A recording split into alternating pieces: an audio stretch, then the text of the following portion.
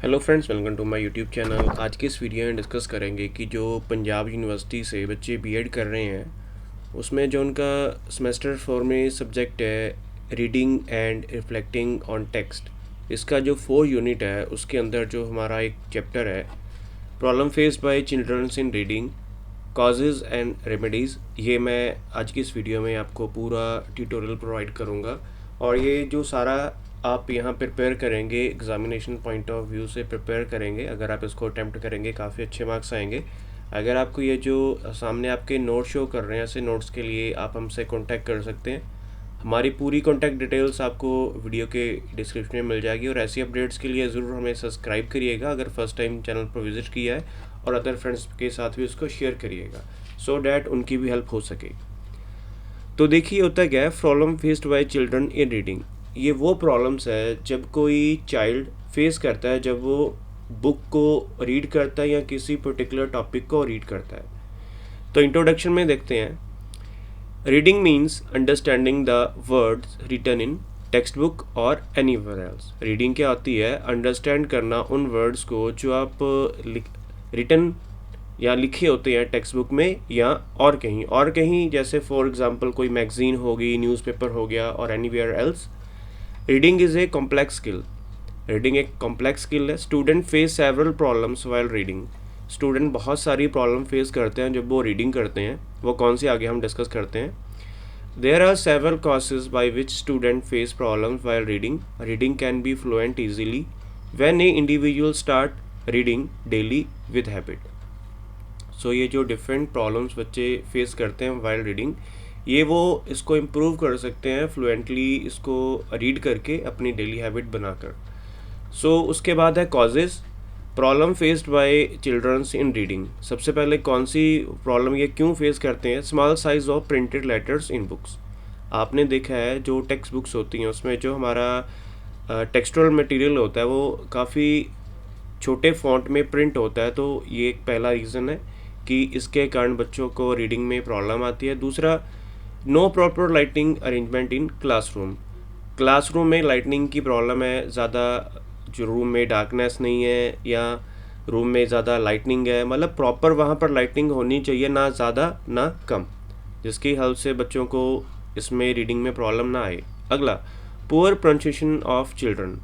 Words को proper वो pronounce नहीं कर सकते, ये भी एक प्रॉब्लम है। Weak spelling reading ability of children. जो उनकी स्पेलिंग रीडिंग एबिलिटी है वो वीक होती है, जैसे कोई डिफ़िकल्ट स्पेलिंग है उसको वो ईजिली नहीं बोल पाते।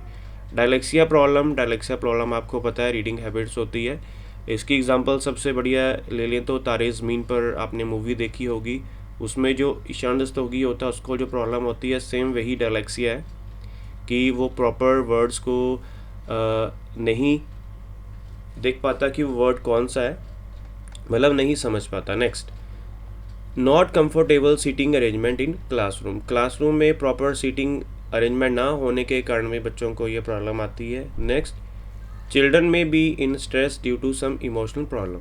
कई बार कुछ टेंशन्स होती हैं, उन टेंशन्स के कारण भी बच्चा प्रॉपर रीडिंग नहीं कर पाता, तो ये भी एक प्रॉब्लम है। वीक आई साइट, उसकी नज़र कम है, ये भी एक प्रॉब्लम है। मेमोरी प्रॉब्लम्स, कई बार कुछ बच्चे ऐसे होते हैं कि उनको ईजिली वो चीज़ को कैप्चर नहीं कर सकते, ये भी one of the major issue है जो काफ़ी बच्चे फेस करते हैं। साइकोलॉजिकल प्रॉब्लम होती है बच्चों में, उसमें भी आप देख सकते हैं ये काफ़ी ज़्यादा आजकल बच्चों में है। लैक ऑफ कंसंट्रेशन, कि बच्चा पर्टिकुलर टॉपिक को कंसंट्रेट नहीं कर पाता। रीडिंग डिसेबिलिटी, कि जो भी वो रीड कर रहा है उसको प्रॉपरली वो नहीं समझ पाता या नहीं रीड कर पाता। ये पॉइंट्स को आप एक्सप्लेन करेंगे जब आप एग्ज़ाम को अटेम्प्ट करेंगे। डिकोडिंग डिफ़िकल्टीज़, इसमें क्या है कि बच्चा कोई भी वर्ड है, लेटर है, उसको प्रॉपर डिकोड नहीं कर पाता रीडिंग में, राइटिंग में, और उस वर्ड्स को they read slowly, very slowly, उसको रीड वेरी स्लो कर पाता है। Children feel uncomfortable while speaking in other language instead of mother tongue. ऐसा होता है, आपको पता है कि जैसे हमारे इंडिया ले लीजिए, अगर कोई इंग्लिश बोलता है तो हम उसको मोटिवेट करने की बजाय डीमोटिवेट करते हैं। तो यही एक आप छोटी सी एग्जांपल ले सकते हैं। अगर कोई बच्चा अदर लैंग्वेज में पढ़ता है तो वो उसको अदर जो उसके कुलीग्स हैं डिमोटिवेट करते हैं, सो वो दूसरी लैंग्वेज में अनकंफर्टेबल फील करता है, इंस्टेड ऑफ अदर लैंग्वेज में वो ज़्यादा प्रेफर करता है। अब ये जो प्रॉब्लम्स हैं ये कैसे ख़त्म की जाए बच्चों के बीच में से, सो डैट वो जो रीडिंग है प्रॉपरली कर सके। तो सबसे पहला है रेगुलर प्रैक्टिस ऑफ रीडिंग, सबसे important.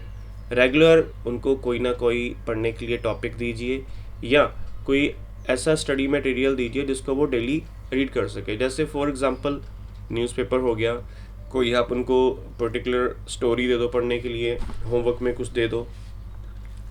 Next, practice and work for improving pronunciation. जो उनकी प्रोनाउंसिएशन है उसको इम्प्रूव करने के लिए उनको टास्क दीजिए जिससे वो प्रैक्टिस कर सकें और उस पर काम कर सकें। उनकी आईसेट चेक करवाइए, पेरेंट्स को बोलिए कि उनकी आईसाइट चेक कराइए, जिसके कारण उनको, कुछ बच्चे होते हैं आपको पता है आईसाइट वीक वाले पीछे बैठते हैं, वो प्रॉपरली जो ब्लैक बोर्ड है उसको नहीं देख पाते हैं, तो इस पर भी वर्क कीजिए। Practice a aloud reading in class. Aloud reading mean to say, जैसे छोटे बच्चे क्लास में पढ़ते हैं बुक पे और अदर जो स्टूडेंट्स उनके पीछे बोलते हैं, वो वाली रीडिंग हैबिट क्लास में लेकर आइए, सो डैट बच्चों को जो भी है बोलने में प्रॉब्लम ना हो।